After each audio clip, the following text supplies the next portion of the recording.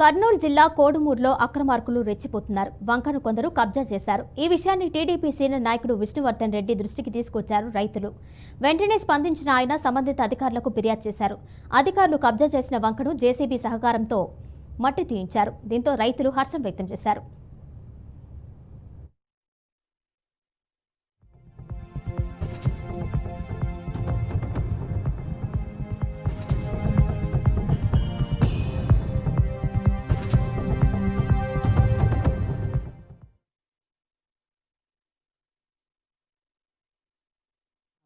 దీనిపైన రైతులము సనగొండల కోడుమూరుకు సంబంధించిన రైతులు గత 79 సంవత్సరాల నుంచి వంకగా ఉంది. ఇది ఈ సమస్యని 3 సంవత్సరాల నుంచి జరుగుతుంది సార్.